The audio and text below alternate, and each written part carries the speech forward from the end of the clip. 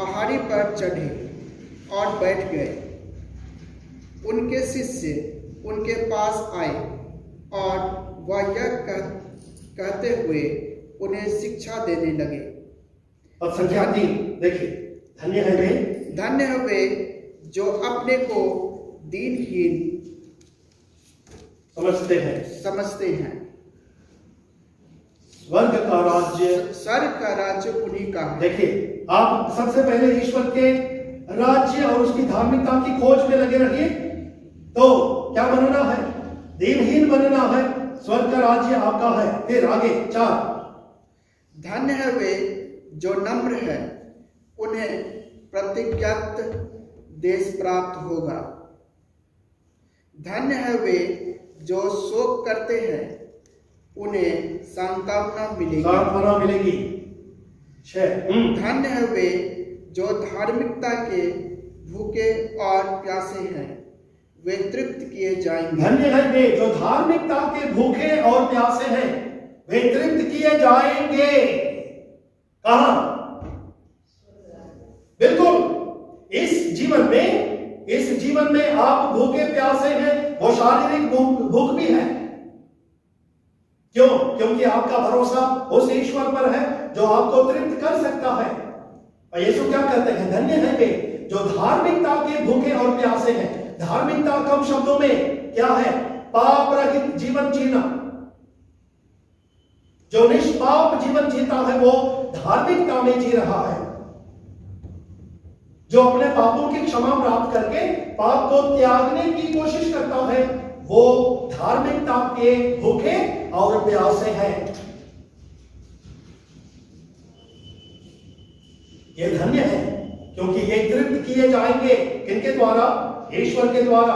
और एक वचन आगे पढ़ेंगे, धन्य है वे जो दयालु हैं, उन पर दया की जाएगी। अगला, धन्य है वे जिनका हृदय निर्मल है, क्योंकि वे ईश्वर का दर्शन करेंगे। ठीक है, देखिए, निर्मल हृदय वाला कौन? जिसमें पाप नहीं है। जिसके हृदय में पाप नहीं है वही निर्मल है। इसलिए यीशु ने कहा था, छोटे बच्चों की तरह अगर तुम नहीं बनोगे तो तुम स्वर्ग के राज्य में प्रवेश नहीं कर सकते, क्योंकि उनमें उनके हृदय में पाप नहीं है, छल कपट नहीं है, कलंक नहीं है। यही है धार्मिकता के लिए भूख और प्यास, और कुछ नहीं है। ये सामान्य शब्द, सामान्य बातें हैं ये। तो जो पाप में है वो अपने पापों के लिए प्रायश्चित करें, अपने पापों के लिए पश्चाताप करें, पाप को त्यागें और ईश्वर के पास लौट आए। यही धार्मिकता के लिए भूख और प्यास। जो अधर्म करता है, जो अन्याय करता है, वो अपने अधर्म त्याग दे, अन्याय को छोड़ दे और न्याय के पथ पर चले। हमने क्या पढ़ा? रोमियो के नाम से पौलुस के पत्र अध्याय 14 पर संख्या 17 में क्या पढ़े? ईश्वर का राज्य खाने पीने का नहीं है, बल्कि न्याय, शांति और आनंद जो पवित्र आत्मा आपको प्रदान करता है। तो इन बातों को मन में रखते हुए हम जब प्रार्थना करेंगे तो हालांकि हमारे मन के पीछे ये विचार है कि ये स्वाभाविक है, चिंता करना स्वाभाविक है, क्योंकि मनुष्य है, मनुष्य तो चिंता करता ही है। नहीं, ये स्वाभाविक नहीं है। आपने बपतिस्मा के द्वारा यीशु को अपनाया है। बपतिस्मा में आपने एकमात्र ईश्वर पर अपना भरोसा जताया है। तो आप उस ईश्वर पर ही अपनी सारी चिंताएं छोड़ देंगे। हम बाइबल के वचन को सुनते हैं लेकिन उस पर चलते नहीं हैं, अमल नहीं करते। अगर सचमुच बाइबल का वचन हम में फलदायी होगा तो हम निश्चित रूप से चिंता नहीं करेंगे, क्योंकि हम चिंता नहीं करेंगे। अगर चिंता करेंगे तो भी हम अपनी सारी चिंताएं उस पर छोड़ देंगे जो हमारी सुधि लेता है।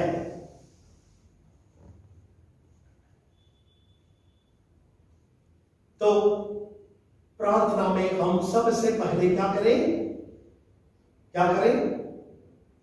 बोलिए, किनको सुनाए?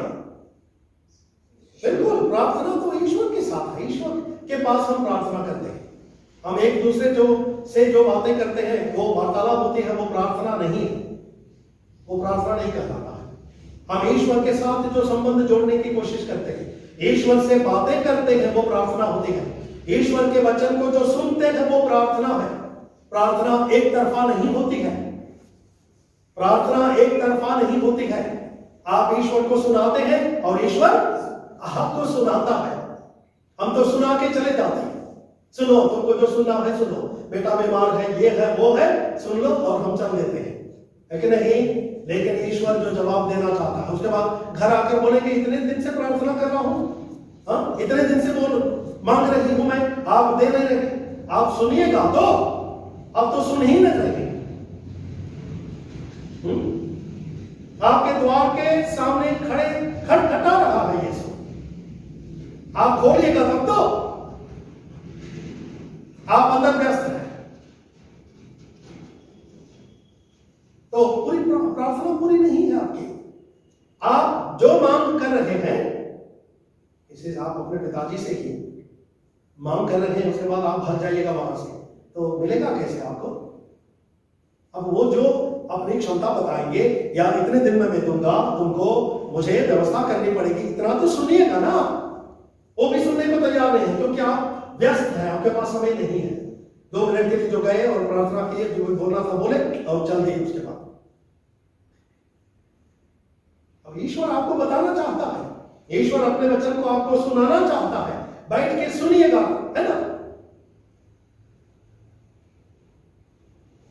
वो भी प्रार्थना है। प्रार्थना केवल सुनाना नहीं है, सुनना भी प्रार्थना है। तो यीशु हमसे कहेंगे, मत्ती अध्याय 6 एक बार फिर पढ़ना है हमें कैसी प्रार्थना करनी चाहिए, हम देखते हैं।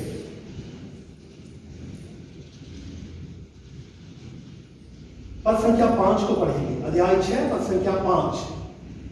ढोंगियों की तरह प्रार्थना नहीं करो, ढोंगियों की तरह प्रार्थना नहीं करो,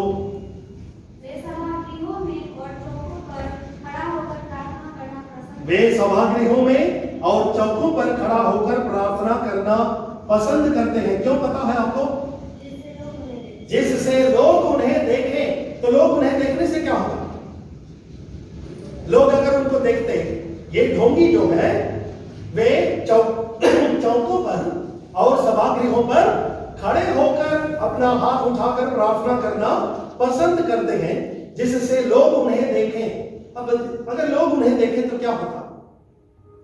क्या होता?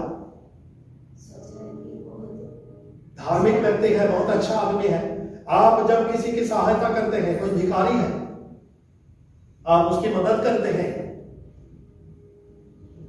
दूसरों को दिखा के देते हैं उसको, क्या होता है? लोग देखेंगे।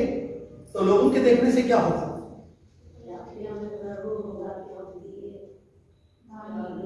आप धार्मिक है, लोग बोलेंगे कि धार्मिक है, तो क्या होगा? आप तो हैं धार्मिक, इसलिए तो आपने दिया।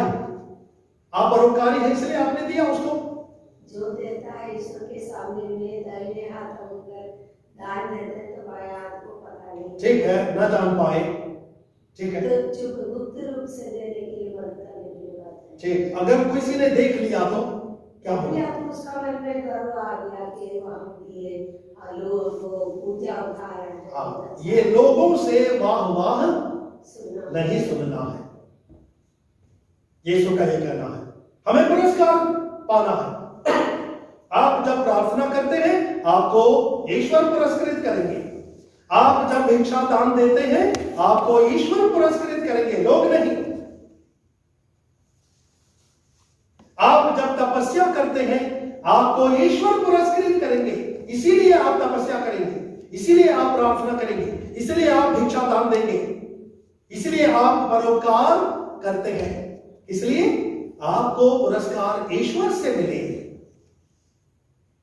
जहां लोग आपकी तारीफ करने लगे, वाह वाह करने लगे, वहां आप ईश्वर के पुरस्कार से वंचित हो गए। ये लोगों का वाह वाह, लोगों की तारीफ 2 दिन की है, क्षणिक है, क्षणिक है। अब यीशु क्या कहते हैं? ये क्षणिक वस्तुओं के पीछे तो लगे न रहो। ये धन हो गया आपके लिए, ये संपत्ति हो गई आपके लिए, जो समाप्त हो जाता है। कहते ना यीशु, हाँ, तुम ऐसी संपत्ति के लिए की कोशिश करो जो कभी समाप्त नहीं होगी। अब वो कौन सी संपत्ति? जो ईश्वर तुम्हें प्रदान करेगा। यही तो मकसद। इसलिए यीशु कहते हैं जब तुम प्रार्थना करते हो तो आगे बढ़ो,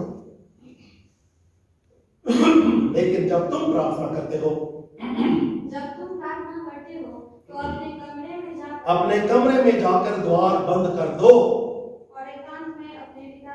और एकांत में अपने पिता से प्रार्थना करो। जो आप बोले गुप्त रूप में, गुप्त, क्योंकि पिता अदृश्य है, ईश्वर अदृश्य है। ईश्वर अदृश्य है इसलिए वो सब कुछ देख पाता है। हमारी आंखें खुली है इसलिए हम सब कुछ देख नहीं पाते हैं। जो हमारी आंखों के सामने है उतना ही देख पाते हैं। लेकिन ईश्वर अदृश्य है। अदृश्य किसके लिए? किसके लिए अदृश्य है? हम लोगों के लिए ईश्वर अदृश्य है, लेकिन ईश्वर सब कुछ देखता है। हमने पढ़ा ना इब्रानियों के नाम पत्र अध्याय 12 अध्याय 4 में, याद नहीं है? भूल गए? ईश्वर के सामने सब कुछ खुला है, निरावरण है, सब कुछ, कुछ भी छिपा हुआ नहीं है। हम जानते हैं इसको। तो ईश्वर के सामने जो कुछ भी, जिसके सामने कुछ भी छिपा हुआ नहीं है, हम उसके सामने प्रार्थना करते हैं, उससे तारीफ पाने की कोशिश करते हैं, क्योंकि उसकी तारीफ टिकाऊ है, एक दिन दो दिन की नहीं है। वो कहां तक ले चलेगा? हमें स्वर्ग राज्य तक ले चलेगा, हमें स्वर्ग तक ले चलेगा। वैसे तारीफ की कोशिश कीजिए। और क्या ईश्वर नहीं जानता है कि आप प्रार्थना कर रहे हैं? क्या ईश्वर नहीं जानता है कि आप अपने कमरे में प्रवेश किए हैं और द्वार बंद कर दिए हैं? नहीं जानता है, जानते हैं ईश्वर। लेकिन आपको यह एहसास नहीं होना चाहिए कि आप दूसरों को दिखाने के लिए आपने प्रार्थना की है, दूसरों को दिखाने के लिए आपने भिक्षा दान दिया है, दूसरों को दिखाने के लिए आपने उपवास किया है। इसलिए यीशु कहते हैं लोगों के ध्यान आकर्षित करने के लिए ये सब मत किया करो, क्योंकि अगर उनसे तुमने पुरस्कार पा लिया है तो तुम्हारे स्वर्गिक पिता के पुरस्कार से तुम वंचित हो जाओगे। ये दुनियादारी है। और यीशु हमें सिखाते हैं जो स्वर्ग के का रास्ता है, स्वर्ग तक हमें ले चलेगा। तो तुम जब प्रार्थना करते हो तो अंदर प्रवेश करो, द्वार बंद करो और जो तुम्हारा पिता जो अदृश्य है उससे प्रार्थना करो। और अंतिम वाक्य क्या है उसमें? तुम्हारा पिता जो अदृश्य को भी देखता है। बताइए। तुम्हारा पिता जो एकांत को भी देखता है तुम्हें पुरस्कार देगा। इसी की चिंता हमें करनी है। प्रार्थना के बाद अगर ईश्वर का पुरस्कार हमें प्रार्थना नहीं मिली, उपवास के बाद अगर ईश्वर से हम पुरस्कार नहीं पाए, भिक्षा दान के बाद अगर हमने ईश्वर से पुरस्कार नहीं पाए, तो वो प्रार्थना, वो उपवास, वो भिक्षा दान व्यर्थ है। सबसे बड़ा पुरस्कार क्या है बताइए? हमें ईश्वर से जो मिलेगा प्रार्थना के द्वारा, भिक्षा दान के द्वारा, उपवास के द्वारा, सबसे बड़ा पुरस्कार कौन सा है बताइए? आशीर्वाद तो है, लेकिन आशीर्वाद किस रूप में हमारे पास आना चाहिए? सबसे पहले मन की शांति। कब मिलेगी हमें मन की शांति? ठीक है, आपके मन की शांति मिलेगी, लेकिन उसके पहले क्या है जिसके द्वारा आपको आपके मन को शांति मिलेगी? क्या है वो? ये विश्वास कि ईश्वर मेरे पापों को क्षमा कर देते हैं, तब ना मन की शांति होगी। पाप हमें हमारे मन में अशांति पैदा करता है, बेचैनी पैदा करता है, क्योंकि पाप हमें ईश्वर के विरुद्ध खड़ा कर देता है कि नहीं? पाप हमें ईश्वर के विरुद्ध खड़ा कर देता है, एक दूसरे के विरुद्ध खड़ा कर देता है, अपने आप के विरुद्ध खड़ा कर देता है। शांति नहीं मिलती है। हम पाप, सबसे पहले आप जब पाप करते हैं तो आप अपने आप के विरुद्ध हो जाते हैं। ये कैसे? हम आपके विरुद्ध कैसे हो जाते हैं? क्योंकि आप में जो लड़ाई है ना, लड़ाई चलती है ना, है कि नहीं? आपके अंदर जो लड़ाई चलती है, कौन सी लड़ाई है जिसकी चर्चा रोमियों के नाम पत्र अध्याय 7 में से पौलुस करते हैं। मेरे अंदर एक लड़ाई चल रही है, मैं जो करना चाहता हूं उसको नहीं कर पाता हूं, लेकिन मैं वही करता हूं जो नहीं करना चाहता हूं। यह है अध्याय 7 पद संख्या 14, 15, 16 में। पाप करने के पहले आपको ठीक लगता है, चलो चोरी करने के पहले आपको अच्छा लगता है, करने के पहले चोरी करने के पहले अच्छा लगता है इसलिए तो आप चोरी करते हैं। झूठ बोलते हैं आपको अच्छा लगता है इसलिए आप झूठ बोलते हैं। किसी को थप्पड़ मारते हैं आपको अच्छा लगता है इसलिए थप्पड़ मारते हैं। लेकिन याद रखिए, थप्पड़ मारने के बाद अच्छा लगता है आपको? क्यों नहीं? आप तो वही व्यक्ति हैं। चोरी करने के बाद आपको अच्छा लगता है? आपको अच्छा लगता है चोरी करने के बाद? अगर उसी में रम गए तो अच्छा ही लगेगा।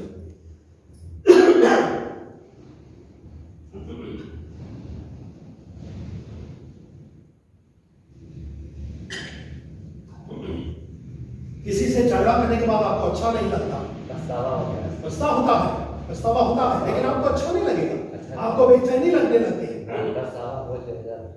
बिल्कुल। तो करने के पहले तो बड़ा अच्छा लगता है, लेकिन उसके बाद फिर आपको खेद होता है। ये दोनों अलग अलग व्यक्ति हैं।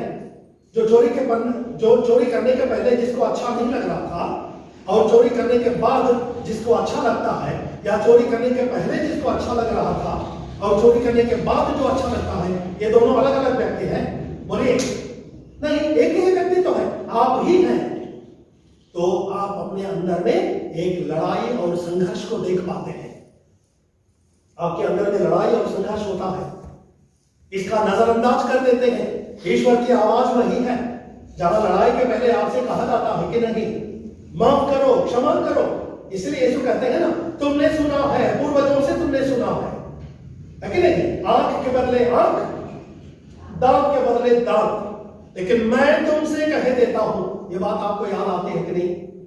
आप कहते होंगे कि हम यीशु के अनुयायी हैं, कोई गाली गलौज कर रहा है, मैं गाली नहीं दूंगा, गाली के बदले गाली नहीं दूंगा, दांत के बदले दांत नहीं चाहूंगा मैं, लेकिन उसको माफ कर दूंगा। यही ईश्वर की आवाज है।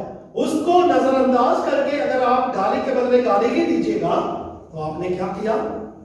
क्या किया? आपने पाप किया है, और उसके जरिए आपके मन में अशांति पैदा हुई है, बेचैनी पैदा हुई है। तो आपने किसके विरुद्ध सबसे पहले पाप किया? किसके विरुद्ध? ईश्वर के विरुद्ध आपने पाप किया। उसका परिणाम सबसे पहले किसको भुगतना पड़ता है? आप ही को भुगतना पड़ता है। आपके पड़ोसी ने तो भोगा ही, लेकिन आपको भी भुगतना पड़ता है कि नहीं? तो ये तीन चीज है इसमें। इसलिए यीशु क्या कहते हैं? आप जब प्रार्थना करते हैं तो अपने कमरे में जाइए, द्वार बंद कर दीजिए और एकांत में जो ईश्वर है उससे प्रार्थना कीजिए।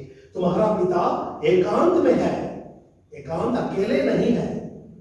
एकांत मतलब अकेले नहीं है, लेकिन नहीं, अकेले होने आपको अच्छा नहीं लगता, अकेला रहना बच्चे को भी अच्छा नहीं लगता, लेकिन एकांत में आप जब जाते हैं तो आप किसी के संपर्क में आते हैं। आप जब एकांत में जाते हैं तो सबसे पहले आप अपने आप के संपर्क में आते हैं, अपने आप से आप बातें करने लगते हैं। संभव है ये? बोलिए, संभव है? बिल्कुल संभव है। कई लोग हैं जो अपने को व्यस्त रखना चाहते हैं क्योंकि अपने आप के संपर्क में वो आना पसंद नहीं करते, क्योंकि डांटेगा वो दूसरा जो अपना जो है ना, वो आपको डांटेगा कि तुमने क्यों ऐसा किया। ये डांट सुनना नहीं चाहते, वो फटकारेगा आपको। वो ईश्वर की आवाज है, वो आपको फटकारेगा, लेकिन उसको आप नहीं सुनना चाहते हैं, इसलिए आप एकांत को पसंद नहीं करते। कुछ लोग ऐसे हैं जो हमेशा कोई ना कोई आवाज सुनना चाहते हैं, इसलिए रूम में जैसे घुसे म्यूजिक होता है ना, जैसे रूम में प्रवेश किए म्यूजिक चाहिए उनको। नहीं, एकांत को लोग पसंद नहीं करते, लेकिन क्योंकि एकांत आपको सुधारने का तरीका बताता है, अपने आप के संपर्क में आने का तरीका बताता है, और लोग जल्दी सुधरना नहीं चाहते हैं। आप जल्दी अपना पुराना रास्ता त्यागना पसंद नहीं करते। ये हमारी कमजोरी है। इसलिए यीशु चाहते हैं कि प्रार्थना में आप एकांत में चले जाइए और ईश्वर के संपर्क में आने के पहले अपने आप के संपर्क में आइए।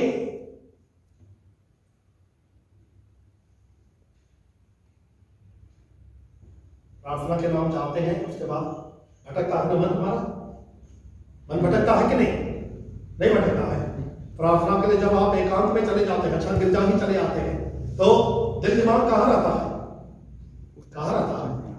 घर में होता है कि नहीं? हाँ, हमारा दिल दिमाग तो घर में रहता है। मोबाइल में अच्छा, आजकल मोबाइल गिर जाते हैं, फिर भी मोबाइल में रहता है।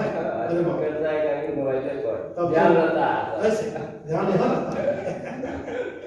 घर में भी जाता है तो म्यूजिक नहीं बजाता है, मोबाइल पे ज्यादा ध्यान मोबाइल रहता है। ठीक है, यानी अपने आप के संपर्क में नहीं आना चाहते, अपने आप के संपर्क में हम आना नहीं चाहते। ठीक है, कुछ भी हो, चाहे मोबाइल हो या फिर कोई म्यूजिक हो, डीजे बहुत पसंद है लोगों को। डीजे क्या है, क्यों इतने आवाज करते हैं लोग, बताइए। एक विवाह हुआ तो पूरे शहर को हिला के रख देता है। इतनी आवाज किस लिए? कोई सुनता नहीं है घर, कितने लोग सुनेंगे? अच्छा नहीं लगता है इतनी आवाज, लेकिन लोग पसंद करते हैं इसी को। क्योंकि मैं सोच रहा हूं, व्यक्ति अपने आप के संपर्क में नहीं आना चाहता, वो बड़ा खतरनाक होता है। डांट और फटकार सुनना नहीं चाहता है, दूसरों से तो नहीं सुनना चाहेंगे, लेकिन और ज्यादा मुश्किल अपने आप से आप डांट और फटकार नहीं सुनना चाहते। वो क्योंकि वही ईश्वर की आवाज है, वही ईश्वर की आवाज है, क्योंकि वो सुधार का रास्ता है। इसलिए कहते हैं मेरे प्यार कि आप अपने कमरे में प्रवेश कीजिए और एकांत में प्रार्थना कीजिए, एकांत में प्रार्थना कीजिए।